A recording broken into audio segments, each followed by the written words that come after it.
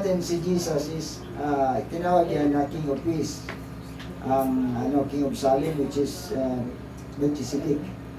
Sabihin kung hanggang wala siyang kamatayan, di hanggang ngayon buhay siya. Mr. Cesar, sunod ka po. So hindi na yan si Shem.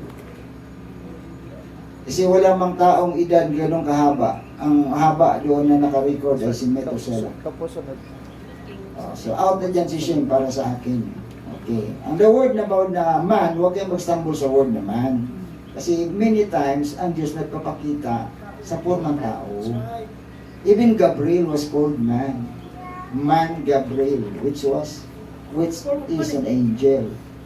Okay, so sa point na without descent, ipo-point din natin yan. No? Tapos, no end of life. Isa lang ang walang beginning at walang ending, sabi ng prophet. That's only God. Not to contradict the statement of Brother Chen, kasi hindi ko naman i-contradict yung sa Pastor Ferdinand, kasi umako na siya na Diyos yung nagsisiti.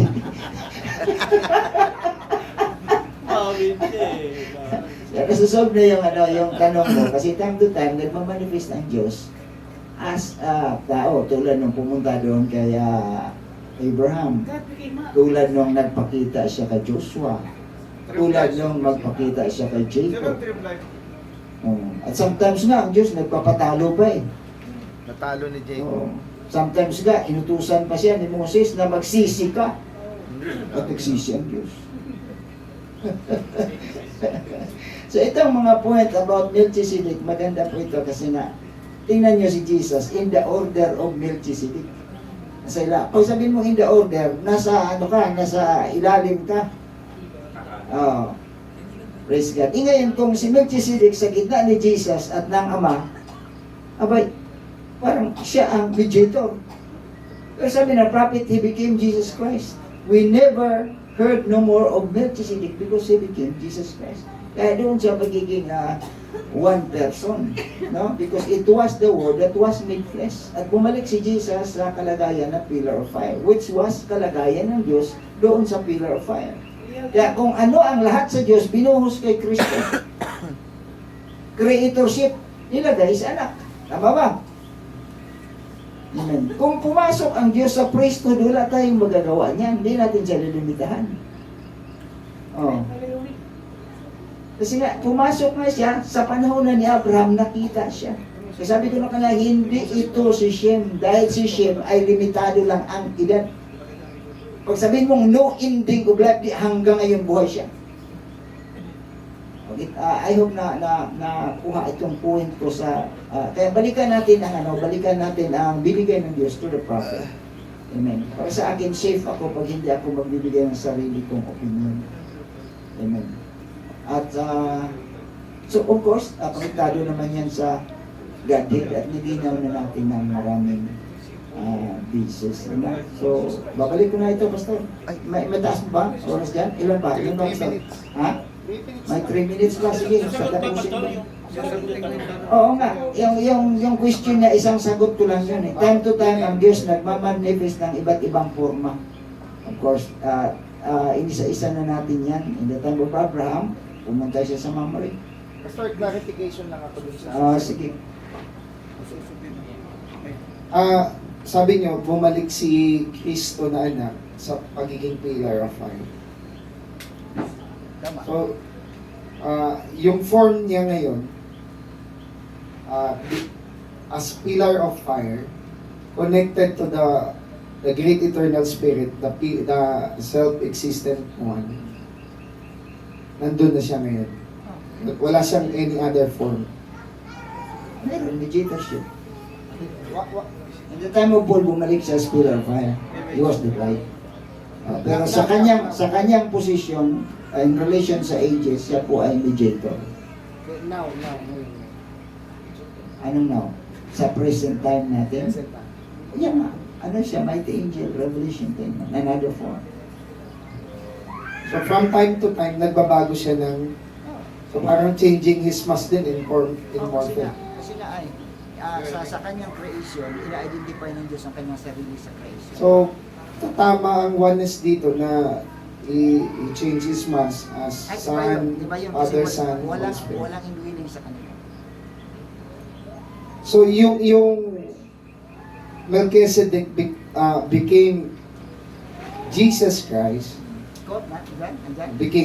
became, naging Jesus Christ na. So parang yung ama naging anak. Hindi. Kasi father, sa Melchizedek, yun yung father.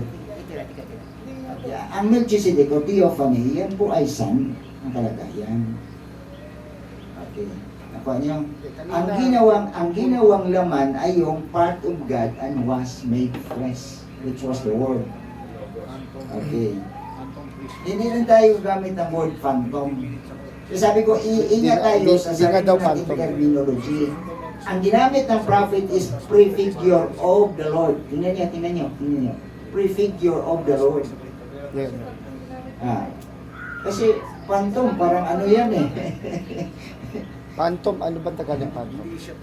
Hindi totoo? Totoo talaga siya kasi nag-manifest siya eh. Hinugasan siya ni Abraham yung pinakaano, communion sila eh. Paano sabihin phantom? Yung sinasabi mo, Prefigure of the Lord. nami-misinterpret. Walang phantom. Yun ang ibig mong sabihin. Iwan ko ba kung may quote na phantom? Prefigure of the Lord ang ginamit niya. Ano kasi Yan. shortcut word. Body lies down to like Logos, another quote na binigay niya. So, sundan natin ang Nakalagay message of prefigure. God para mas malinaw tayo. Kasi kung isalin natin yung opinion natin, gugulo. Kasi kung bawat isa sa atin may opinion, gugulo. Pero kung susunod tayo sa God-given messenger, tapos doon natin i-expand, mas maigi. Okay bro, God bless. Pastor, tanong lang mas possible. May isang tanong lang. Ano ka ba? Gusto ko malaman kung Kasi nauna na ako na ang tanong mo, Pastor, base sa paliwanag niyo po talaga, ang binabanggit regarding kay Melchizedek, meron talagang term na tao siya, pero hindi siya tao. Hindi talaga siya tao. Walang quote na hindi siya tao. May quote tayo na tao. Pero dahil ang messenger na-declare na siya po ay Diyos na nung pumasok sa ganung kalagayan, wala tayong magagawa dyan. So kung siya'y tao, nagkaroon siya ng pamilya. Sabi ko na Nagkaroon siya ng ganito, huwag mong ilimit ang tao na tulad natin may pamilya kaagad. Kasi si Gabriel, tinatawag na tao eh. Oo nga. Pero ito, malalagay ba dyan sa screen? 7:6 ng Hebrews. Okay. Ang sabi ni Pablo, si Melchizedek ay may angkan. May ibig sabihin, may talaan siya ng lahat. Hindi siya sinabi, meron siya angkan. Kasi sinabi, whose descent?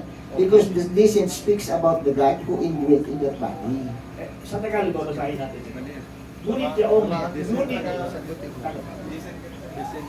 Ngunit yaong ang talaan ng lahit. Talaan ng lahit talaga yan. Talaan ng lahi. Ay hindi ibinibilang sa kanya.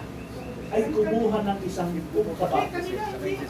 Kasi kung natural man yan, di may pinanggalingan. Ang word na talaan, kasama yung nauna sa kanya, hindi lang yung sa baba niya. Ang sabi kasi dito, Pastor, hindi ibinibilang sa kanya. Oo nga, pero pansinin mo ang verse 3. Without descent. Oo nga. Para hindi ba Without descent. magiging contradict yan? Hindi. Pastor, dito! Balik mo nga doon! Sige, verse. Para malinaw yung Tanong. Kasi kanila yan eh, hindi yan... Kasi them yan oh. Yung ayun he. But he, whose. meron dyan, susunod na verse. He sa But taas. he, whose Yung yaong, descent yaong. was not Yung he si counted. Melchizedek yan. Yung Oo nga, kasi si Melchizedek, hindi yan Aaronic eh. Kaya talagang hindi siya mapabilang dyan. Ano yung explanation? Si Jesus naman, hindi rin napabilang doon kasi tribe of Judah siya eh. Tama ba? Pero isiningit lang siya doon. Isiningit lang. Okay na, Pastor? Okay. Sige, bro. Pastor Cesar, ready ka na? Pastor, susog po saan yung sa'yo? Destination. Pastor, i-ano ko lang to, 1 minute lang sa ano to, sa Melchizedek. Wala pang 1 minute to, mabilis lang po ito. Pag pinasa natin ang Bible, mas opinion ang sasabihin mo, hindi literal yan.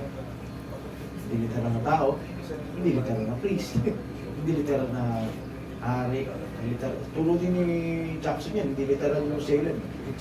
Inamin niya may literal Salem, pero ayaw niya paniwalaan na literal na may hari doon. Hindi kunwari lahat yun. Mas opinion yan, ha? Yung wag mo dagdagan ng opinion, kung ano yung nabasa mo as is. Sabi ni Barbara mo, magkukontradict sa Bible. Magkukontradict yan sa Bible kung yan ay hindi literal na tao. Hindi ko lang ginamit sa tangfando, pero same meaning yan. Hindi literal na tao. Si Alan Madera sabi niya sa akin, hindi, oo nga. Pinuri niya ang Diyos kasi anghel yan eh. Lumusot siya sa isa dahil pinuri niya yung Diyos. No? Eh, isa lang. Pero hindi ka lulusot din sa priest. Doon sa anghel, nag-priest. Naging king sa Salem. Parang alien, ano yan, no? Alien, ancient aliens na bumaba sa lupa. So, literal, automatic, binanggit tao, may lahi, may hari, pinuri ang Diyos. Marami pa iba, inipot mo nga yan eh. Kung maaari, isa-isay natin. Pero wala tayo oras ngayon. Yan walang opinion. Objective. Kasi objective, yun ang nakasulat, paniwalaan, tapos. Pero paano natin i-reconcile? Ito yung gusto ko i-reconcile na ano. Diba, walang ama, walang ina. Yan lang yung binabalikan ng iba eh. Kung babalikan natin yan, simple lang. Yung priesthood niya comes from God. Thou art a priest forever according to the order of Melchizedek. Gawa ng Diyos yung priesthood na yan. Yan pwede natin tawagin family kasi hindi na isang tao yan. Pag sinabing Melchizedek priesthood, parang Aaronic priesthood, hindi na yung taong Aaron. Hindi na yung taong Melchizedek na may literal tao ginamit. May priesthood, mabilis lang. May priesthood na forever, na para sa kay Kristo at sa bride. Ginamit lang type yung mga literal na tao mo. Yeah, chosen generation. So yan lang po yung opinion. Pastor, punta tayo na dun sa ano. Kung may tanong dun sa Melchizedek, pwede pang magtanong, pero dun na tayo muna sa predestination. Ay, Pastor Cesar. Gusto mo 30 minutes, Pastor? 10 lang. Depende lang ito kung tapos ito ako. Okay, sige. Mahihain to. Sunod si Pastor Codela. Mahihain na to eh. Pastor Codel, Oo. sunod ka. Parang tahimik ka eh. Hindi kita narinig na nagsalita ngayon eh.